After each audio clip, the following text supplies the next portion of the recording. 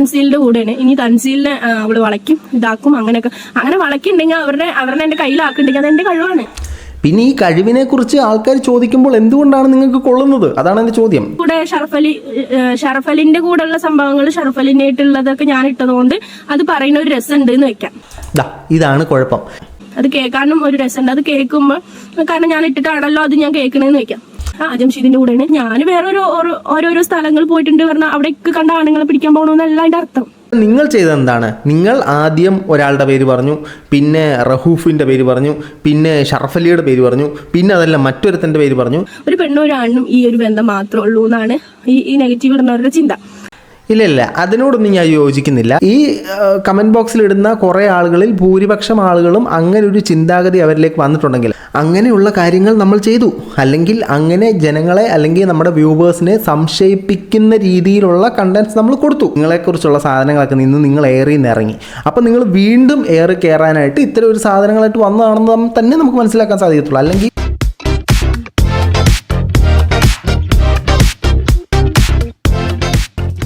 എല്ലാ പ്രിയ സുഹൃത്തുക്കൾക്കും പുതിയൊരു വീഡിയോയിലേക്ക് ഹാർദവമായ സ്വാഗതം. നമ്മുടെ പ്രധാന വിഷയത്തിലേക്ക് കടക്കുന്നതിന് മുമ്പേ എല്ലാ ദിവസവും എല്ലാ വീഡിയോയിലും എല്ലായ്പ്പോഴും പറയുന്ന പോലെ തന്നെ നമ്മുടെ വീഡിയോ കാണുന്ന നിങ്ങൾ ആരെങ്കിലുമൊക്കെ സബ്സ്ക്രൈബ് ചെയ്യാതെയാണ് കണ്ടുകൊണ്ടിരിക്കുന്നതെങ്കിൽ ആ സബ്സ്ക്രൈബ് ബട്ടണിൽ ഒരു ക്ലിക്ക് വെച്ച് കൊടുക്കുക. ഇപ്പോഴും മുന്നോട്ടുള്ള യാത്രയിൽ എനിക്ക് നിങ്ങളുടെ സഹായം തീർച്ചയായിട്ടും ആവശ്യമാണ്. അപ്പോൾ കൂടുതലായി അടുപ്പിക്കുന്നില്ല, നേരെ നമുക്ക് നമ്മുടെ വിഷയത്തിലേക്ക് കയറാൻ. നമ്മുടെ വിഷയം വീണ്ടും ഒരു നീണ്ട ഇടവേളയ്ക്ക് ശേഷം ഷാജി തിരിച്ചു വന്നിരിക്കുകയാണ്.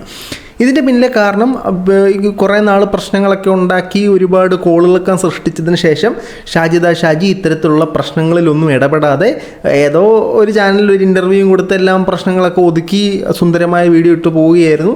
അവരെന്നിട്ട് വീണ്ടും ചാനൽ പറഞ്ഞിട്ടുണ്ടായിരുന്നു ഞാനിനി ഇത്തരത്തിലുള്ള കോൺട്രവേഴ്സിയിലൊന്നും ഇല്ലയെന്ന്. പക്ഷേ വീണ്ടും വന്നിരിക്കുന്നു സുഹൃത്തുക്കളെ. വീണ്ടും അവർ എന്തൊക്കെയോ വിളിച്ച് പറഞ്ഞിരിക്കുന്നു. നമുക്ക് നോക്കാം എന്തൊക്കെയാണ് പറഞ്ഞിരിക്കുന്നതാണ്. ഇതൊരു റിയാക്ഷൻ വീഡിയോ ആയിട്ട് മാത്രം കണ്ടാൽ മതി കേട്ടോ, അല്ലാതെ നമ്മൾ സ്ഥിരം ചെയ്യുന്ന പോലെ ഒരു ഇൻവെസ്റ്റിഗേഷൻ സാധനങ്ങളൊന്നുമില്ല. എന്തൊരു വീഡിയോ ഇട്ടാലും അതിൻ്റെ ചോട്ടിൽ വന്നിട്ട് കുറേ നെഗറ്റീവ് കമൻസ് ഇടാനുള്ളതാണ് കമൻറ്റ് ബോക്സ്. ഓക്കെ, ചിലർ പറയും നീ വീഡിയോ ഇടുമ്പോൾ ഞങ്ങൾ കമൻറ്റ് ഇടാൻ ഞങ്ങൾക്ക് കമൻറ്റ് ഇടാനുള്ള അവകാശം ഉണ്ടെന്ന് പറയുന്നു. ഓക്കെ, നിങ്ങൾക്ക് കമൻറ്റ് ഇടാനുള്ള അവകാശമുണ്ട്. പക്ഷേ എന്ത് തോന്നിയ ദിവസം കമൻറ്റും കേൾക്കണം എന്നുള്ള ഒരു ഇത് എനിക്കില്ല. ആ പറഞ്ഞത് ന്യായം. കമൻറ്റ് ബോക്സിൽ ചില ആളുകൾ note the point your honour, ചില ആളുകൾ വന്ന് കണ്ട തോന്നിവാസം എല്ലാം കമൻറ്റ് ഇടും. ആ തോന്നിവാസങ്ങളെല്ലാം നമ്മൾ കേട്ടോണ്ടിരിക്കണമെന്നുള്ള യാതൊരു കാര്യമില്ല. അതിന് നമ്മൾ ചെയ്യേണ്ട കാര്യം കമൻറ്റ് ബോക്സ് ഓഫാക്കി ഇടുക, അല്ലെങ്കിൽ അവരെ തിരിച്ച് അറിഞ്ഞും പറഞ്ഞ് പറയുക എന്നുള്ള മാർഗം മാത്രമേ ഇതിനകത്തുള്ളൂ. കാരണം എന്ന് വെച്ചാൽ ഇപ്പോൾ കുറച്ച് ദിവസമായിട്ട് ചർച്ച ചെയ്തുകൊണ്ടിരിക്കുന്ന വിഷയം എന്താണെന്ന് വെച്ചാൽ, ഞാൻ പുറത്ത് പോയ വീഡിയോസ് ഇടുന്നു, അതിന് ചർച്ച. ഒറ്റയ്ക്ക് പോയാൽ പറയും ഒറ്റയ്ക്കൊക്കെ ഇവിടെ പോവോ, ഒറ്റയ്ക്ക് എന്തിനാ പുറത്ത് പോണത്, അല്ലെങ്കിൽ ആരെങ്കിലും എന്തെങ്കിലും ഫ്രണ്ട്സുകളുടെ കൂടെ പോയാൽ പറയും അപ്പം എന്താണ് ഇവിടെ കണ്ട ചിക്കന്മാരുടെ അഴിഞ്ഞാടാൻ പോവാണ്, ഇവിടെ അങ്ങനെ ആക്കണം ഇങ്ങനെയൊക്കെ. അപ്പൊ ഇന്നലെ ഞാൻ അപ്രതീക്ഷിതമായിട്ട് തൻസീൽ കണ്ണൂരിനെ കണ്ടു, സംസാരിച്ചു, ഒരു വീഡിയോ ചെയ്യാമെന്ന്. കാരണം ഞാൻ അവരുടെ വീഡിയോസൊക്കെ ഷോർട്സുകളും അല്ലെങ്കിൽ ഞാൻ അവരുടെ പാട്ടിന് റീൽസ് ചെയ്തിട്ടുണ്ട്. അപ്പോൾ ഞാൻ വിചാരിച്ചു അവരുടെ കൂടെ ഒരു വീഡിയോ ചെയ്യാം. അതിന് മുന്നേ എന്താ പറയുക, നമ്മുടെ ജംഷീദ് മഞ്ചേരി ഇവിടെ വന്നിട്ടുണ്ടായിരുന്നു, സംസാരിച്ചിട്ടുണ്ട്, വീഡിയോ എടുത്തിട്ടുണ്ട്. അതുപോലെ തന്നെ പല ആൾക്കാരും വരുന്നുണ്ട്, കാണുന്നുണ്ട്, അല്ലെങ്കിൽ ഇപ്പോൾ നമ്മുടെ കൂടെയുള്ള സബ്സ്ക്രൈബേഴ്സ് തന്നെ കാണുന്നുണ്ട്, അവർ വീഡിയോ അല്ലെങ്കിൽ ഫോട്ടോ എടുക്കുന്നുണ്ട്. അല്ലെങ്കിൽ ഇതിനെ കുറിച്ചൊക്കെ എന്തൊരു ആണിന്റെ കൂടെ കണ്ട അപ്പം അപവാദമാണ്. അവൾ അവന്റെ കൂടെ ഇരുന്നു. ഇന്നലെ പറഞ്ഞുണ്ടാക്കിയിരിക്കുന്നത് ജംഷീദിന്റെ കൂടെയാണ്. അത് എന്തുകൊണ്ടാണ് അങ്ങനെ സംസാരിക്കുന്നത്, അല്ലെങ്കിൽ നിങ്ങൾ ജംഷീദിൻ്റെ കൂടെയാണ്, ഇനി അയാളെ വളയ്ക്കാൻ പോകുകയാണ് എന്നൊരു കാര്യം ആൾക്കാർ ചർച്ച ചെയ്യുന്നുണ്ടെങ്കിൽ അതിൻ്റെ പിന്നിലെ കാരണം എന്താ? കാരണം എല്ലാവരുടെയും കമൻറ്റ് ബോക്സിൻ്റെ കീഴെ പോയിട്ട് ജനങ്ങൾ ഇതുപോലെ കമൻറ്റ് ചെയ്യുന്നില്ല. എല്ലാത്തിനും ഇങ്ങനത്തെ വെളിത്തരം കമൻറ്റ് ചെയ്യുന്ന ആളുകളുണ്ട്. എന്നിരുന്നാലും എല്ലാവരുടെയും കമൻറ്റ് ബോക്സിൻ്റെ കീഴെ എല്ലാവരും പോയി ഇങ്ങനെ കമൻറ്റുകൾ അടിക്കാറില്ല. നിങ്ങൾക്ക് ഇത്രയധികം നെഗറ്റീവ് സാധനങ്ങൾ ഉണ്ടാവാനുള്ള കാരണം നിങ്ങൾ അത്തരത്തിലുള്ള പ്രവർത്തികൾ കാണിക്കുകയോ അല്ലെങ്കിൽ അത്തരത്തിലുള്ള പ്രവർത്തികളാണ് ഞാൻ ചെയ്യുന്നത് എന്ന് മറ്റുള്ളവരെ തെറ്റിദ്ധരിപ്പിക്കുകയോ ചെയ്തതുകൊണ്ടാണ് നിങ്ങൾക്ക് ഇത്തരത്തിലുള്ള നെഗറ്റീവ് കമൻറ്റുകൾ വന്നുകൊണ്ടിരിക്കുന്നത്. അതിനുള്ള പ്രധാന കാരണം നിങ്ങൾ തന്നെയാണ്. ബേസിക്കലി മെജോറിറ്റി ആളുകൾ ഒരു സാധനം കമൻറ്റ് ചെയ്യുകയാണെങ്കിൽ അത് യാഥാർത്ഥ്യമായിരിക്കും. ചുരുക്കം ചില മൈനോറിറ്റി ആയിട്ടുള്ള വെഗിളുകളെ നമുക്ക് വിടാം. ഇപ്പോൾ എൻ്റെ കമൻറ്റ് ബോക്സിൽ സ്ഥിരമായിട്ട് വരുന്ന കമൻറ്റാണ്, മറ്റുള്ളവരെ കുറ്റം പറയാതെ ജോലി എടുത്ത് ജീവിച്ചൂടേടാ, നിനക്ക് വലിയ പഠിക്കും പൊക്കൂടേടാ. നമ്മളൊരു വശത്തിൽ ചിന്തിക്കുമ്പോൾ അത് സത്യമല്ലേ, നമ്മൾ വേറൊരാളെ കുറ്റം പറഞ്ഞത് തന്നെയല്ലേ നമ്മൾ വീഡിയോ ക്രിയേറ്റ് ചെയ്തുകൊണ്ടിരിക്കുന്നത്.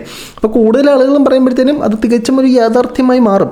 അപ്പോൾ നിങ്ങൾ ഇത്തരത്തിൽ ഒന്നുകിൽ നിങ്ങൾ ചെയ്ത തെറ്റോ അല്ലെങ്കിൽ നിങ്ങൾ പറഞ്ഞു പരത്തിയ നിങ്ങളായിട്ടുണ്ടാക്കിയ കോൺട്രവേഴ്സിൻ്റെ പുറത്താണ് ആൾക്കാർ ഇത്തരത്തിലുള്ള കമൻറ്റുകൾ ഇടുന്നതെന്നുള്ള യാഥാർത്ഥ്യം മനസ്സിലാക്കുക. പറയും പോലെ പോണോടെയൊക്കെ കണ്ട ചിക്കന്മാരനായിട്ടാ പിന്നെ നീ ഇവിടെ താമസിക്കുക.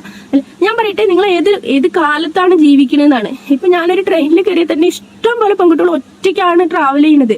ഒറ്റയ്ക്ക് ട്രാവൽ ചെയ്യുന്നതുകൊണ്ട് ഒരു പ്രശ്നം വരാനില്ല. അപ്പോൾ തന്നെ ഒറ്റയ്ക്ക് ഒരു റൂം എടുത്ത് താമസിക്കുന്നതുകൊണ്ട് ഇപ്പൊ നമ്മളെ റൂം നല്ലൊരു റൂം എന്താ പറയാ, ഇങ്ങനെ റൂം കൊടുക്കുന്ന സ്ഥലങ്ങളുണ്ടല്ലോ, അവിടെ പോകണു, നമ്മൾ റൂം എടുക്കണു, നമ്മുടെ ഐഡന്റിറ്റി അവിടെ കൊടുക്കണു, നമുക്ക് ഏതാ വേണ്ടിച്ച് നമ്മൾക്ക് റൂം എടുക്കണു, താമസിക്കണു. അവിടെ സെക്യൂരിറ്റി അടക്കണ്ട്, അവിടെ ഒരു പ്രശ്നം വരുന്നില്ല. ഇഷ്ടംപോലെ പെൺകുട്ടികൾ അങ്ങനെ താമസിക്കുന്നുണ്ട്. ഇപ്പൊ ഈ കോളേജിൽ പഠിക്കുന്ന, ബാംഗ്ലൂർ പഠിക്കുന്ന പെൺകുട്ടികളും വേറെയുള്ള പെൺകുട്ടികളും ഒക്കെ ഇതുപോലെ തന്നെ ഒറ്റയ്ക്ക് പോകണം, അതുപോലെ തന്നെ ഒറ്റയ്ക്ക് ട്രാവലിംഗ് വീഡിയോസ് ചെയ്യുന്ന ഒരുപാട് പെൺകുട്ടികളുണ്ട്.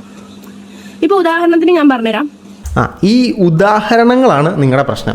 നിങ്ങൾ വരിക, നിങ്ങളുടെ കാര്യം പറയുക, പോവുക എന്നതിലുപരി ഞാൻ ഇങ്ങനൊരു കാര്യം ചെയ്തു, എന്നെ പല ആളുകളും ഇങ്ങനെ പറയുന്നുണ്ട്, പക്ഷേ അവരങ്ങനെ ചെയ്തല്ലോ, ഇവരങ്ങനെ ചെയ്തല്ലോ, അവരെല്ലാം അങ്ങനെയാണല്ലോ, ഇങ്ങനെ പറയുന്നതാണ് നിങ്ങൾക്ക് കൂടുതൽ പ്രശ്നം ഉണ്ടാക്കുന്നത്. ഇപ്പം നിങ്ങൾ എക്സാമ്പിൾ പറയുമ്പോൾ ഏതോ ഒരാളെ പിടിച്ച് വലിച്ച് അതിനകത്തോട്ട് ഇടാൻ പോകല്ലേ, അപ്പോൾ സ്വാഭാവികമായിട്ടും അയാൾക്കും അയാളെ ഇഷ്ടപ്പെടുന്ന ആളുകൾക്കും നിങ്ങളോട് എതിർപ്പ് തോന്നും. നിങ്ങൾ വന്ന് അറിഞ്ഞും പറഞ്ഞും പറയും. നിങ്ങൾ പകുതി ഹേറ്റേഴ്സിനെ ഉണ്ടാക്കുന്നത് നിങ്ങൾ സ്വന്തമായിട്ട് ഉണ്ടാക്കി വെക്കുന്നതാണ്. നിങ്ങളുടെ അബദ്ധം കൊണ്ടോ അല്ലെങ്കിൽ നിങ്ങൾ കാണിക്കുന്ന മണ്ടത്തരങ്ങളോ ഉണ്ടാക്കുന്നത് 50%, നിങ്ങൾ മനഃപൂർവ്വമായിട്ട് ഉണ്ടാക്കുന്നതാണ് ബാക്കി 50% ഹേറ്റേഴ്സ് എന്ന് പറയുന്നത്. അപ്പോൾ ആരെയാണ് ഈ പുള്ളിക്കാരി പിടിച്ചു വലിച്ച് അതിനകത്തോട്ടിടുന്നത് നമുക്ക് കേൾക്കാം. നാജില നൗഷി പറഞ്ഞ ഒരു ഇത്താതുണ്ടല്ലോ, മലപ്പുറംകാരി എന്താണ്, ഇവിടെയൊക്കെ രാജൻ ഒറ്റയ്ക്ക് ആ വണ്ടിയിൽ എന്തോ ഒരു സ്ഥലങ്ങൾ ചുറ്റണം. ഈ പറയുന്ന പോലെ 5-6 മക്കളുണ്ട്, ഹസ്ബൻഡ് ഉണ്ട്, ഉമ്മ ഉണ്ട്, ഉപ്പ ഉണ്ട്, എല്ലാവരും ഉണ്ട്. അപ്പൊ അവരുടെയൊക്കെ ഇങ്ങനെ അയച്ചു വിട്ടിരിക്കുകയാണ്. അവർക്ക് അതാണ് അവരുടെ ഇഷ്ടത്തിന് അവരെ വിട്ടിരിക്കുന്നു, അവരുടെ കാര്യങ്ങൾ അവർ ചെയ്യുന്നു, അവരത് എക്സ്പ്ലോർ ചെയ്യണം. പറഞ്ഞാൽ ഓരോ രാജ്യങ്ങളിൽ പോയിട്ട് അവരത് മറ്റുള്ളവരിലേക്ക് അത് എത്തിക്കുന്നു. അതുപോലത്തെ ഇപ്പൊ ഞാൻ വേറെ ഓരോരോ സ്ഥലങ്ങൾ പോയിട്ടുണ്ട് പറഞ്ഞാൽ അവിടെയൊക്കെ കണ്ട ആണുങ്ങളെ പിടിക്കാൻ പോകണമെന്നല്ല അതിന്റെ അർത്ഥം. അത് ഇപ്പോൾ നിങ്ങൾ മറ്റൊരാളുടെ കാര്യം പറഞ്ഞല്ലോ, ആ ആളുടെ വ്ളോഗുകൾ ട്രാവൽ വ്ളോഗുകളായിട്ട് മുമ്പോട്ട് പോവാണ്. പക്ഷേ നിങ്ങൾ ചെയ്തതെന്താണ്? നിങ്ങൾ ആദ്യം ഒരാളുടെ പേര് പറഞ്ഞു, പിന്നെ റഹൂഫിൻ്റെ പേര് പറഞ്ഞു, പിന്നെ ഷറഫലിയുടെ പേര് പറഞ്ഞു, പിന്നെ അതല്ല മറ്റൊരുത്തൻ്റെ പേര് പറഞ്ഞു.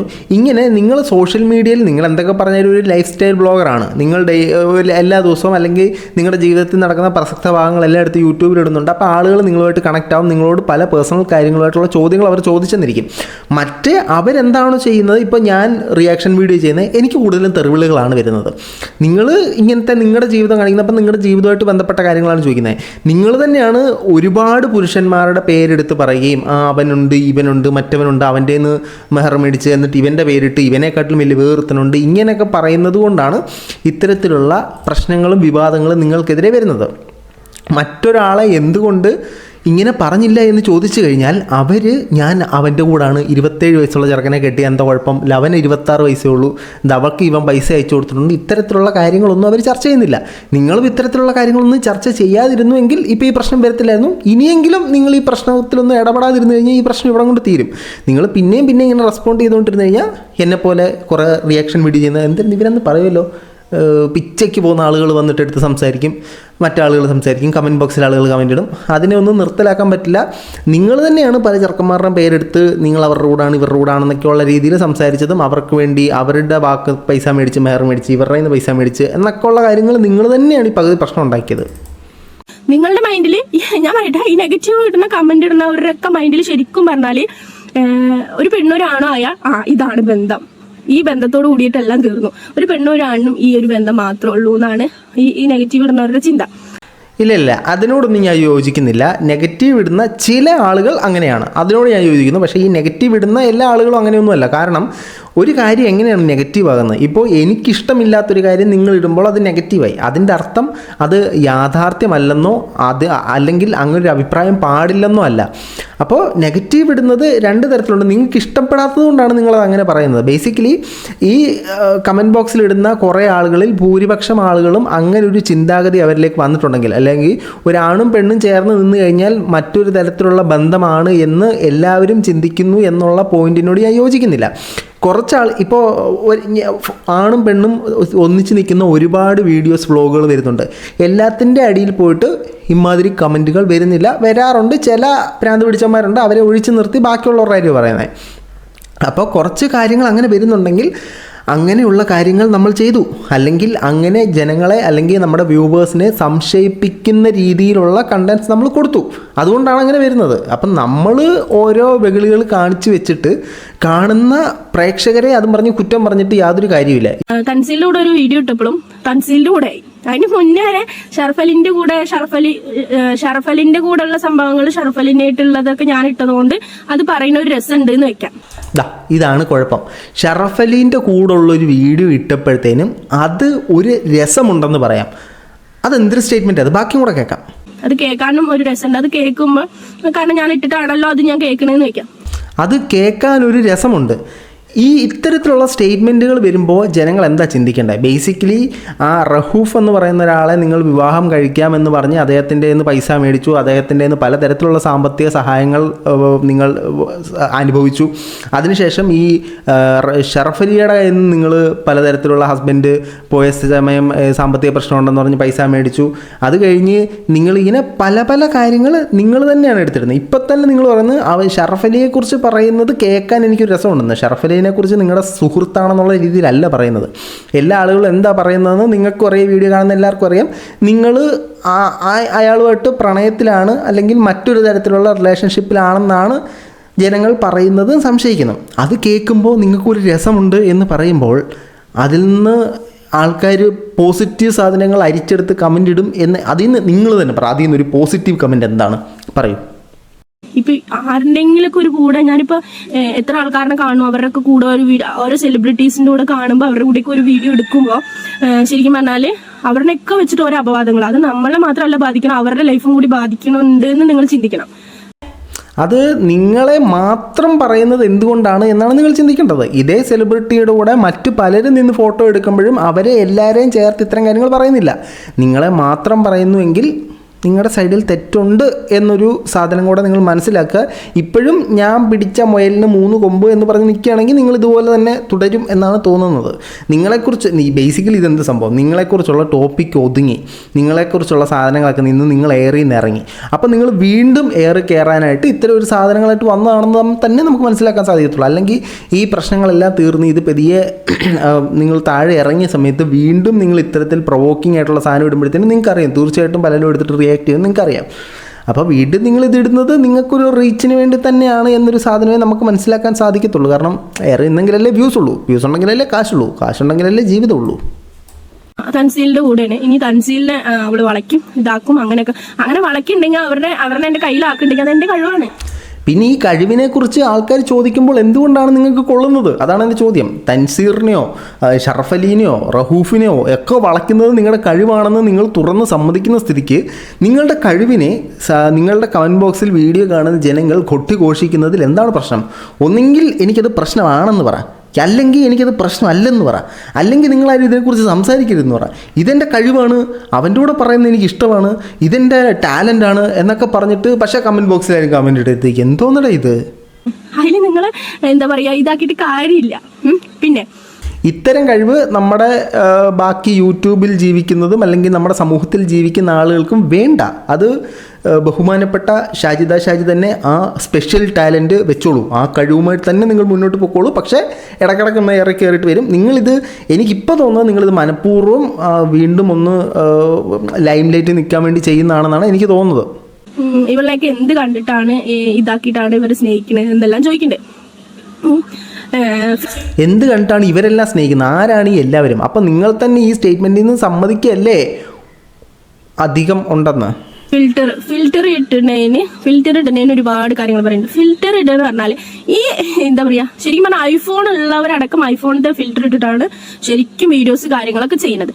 ഇത്രയും വ്ളോഗർമാര് ചെയ്യുന്നത് ഫിൽറ്ററും കാര്യങ്ങളും അവരുടെ ക്ലാരിറ്റിയും കാര്യങ്ങളും കൂട്ടിയിട്ടാണ്. ഞാൻ എല്ലാ കാര്യത്തിനും മറ്റുള്ളവർ ചെയ്യുന്നു, അതുകൊണ്ട് അങ്ങനെ പറയേണ്ട കാര്യമില്ല.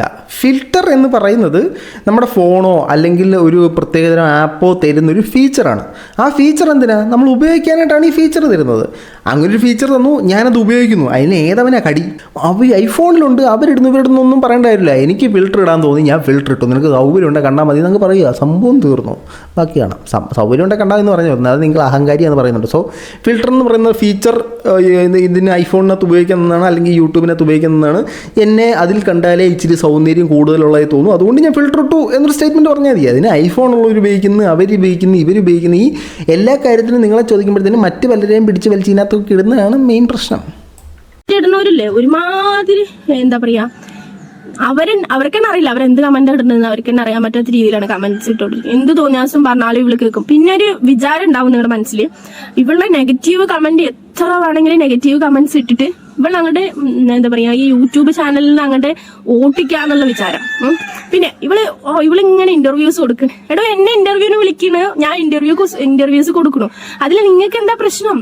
ആ ഇന്റർവ്യൂസ് കാണുന്നത് ഞങ്ങളാണ്, അതാണ് ഞങ്ങളുടെ പ്രശ്നം. നിങ്ങളെ ഇന്റർവ്യൂസിന് വിളിക്കുന്നു, നിങ്ങൾ കൊടുക്കുന്നു. എന്തിനാണ് നിങ്ങളെ ഇന്റർവ്യൂവിന് വിളിക്കുന്നത്, എന്തിനാണ് നിങ്ങൾ ഇന്റർവ്യൂ കൊടുക്കുന്നത്? ഞങ്ങളെപ്പോലുള്ളവർ കണ്ടതിന് ശേഷം നമ്മൾ അഭിപ്രായ സ്വാതന്ത്ര്യം നമ്മുടെ മഹാരാജ്യത്തുള്ളതല്ലേ, നമ്മൾ ചെറുതായിട്ട് നമ്മുടെ അഭിപ്രായം പറയുന്നു, ഇത്ര ഉള്ള സംഭവം. നിങ്ങൾ ഇന്റർവ്യൂ കൊടുത്തോളൂ, വീണ്ടും കൊടുത്തോളൂ, ഒരു പ്രശ്നമില്ല. പക്ഷെ കൊടുക്കുമ്പോൾ നിങ്ങൾ പറയുന്ന കാര്യങ്ങൾ കുറച്ചൊന്ന് ശ്രദ്ധിച്ച് കഴിഞ്ഞാൽ ഉത്തമമായിരിക്കും. ശ്രദ്ധിക്കണമെന്നില്ല, അവിടെ പറഞ്ഞത് തന്നെ ഇവിടെ പറയണം, ഇവിടെ പറഞ്ഞത് തന്നെ അവിടെ പറയണം, മാറ്റി മാറ്റി പറയാതിരുന്നത് ഇത് ഒരു പ്രശ്നമില്ല.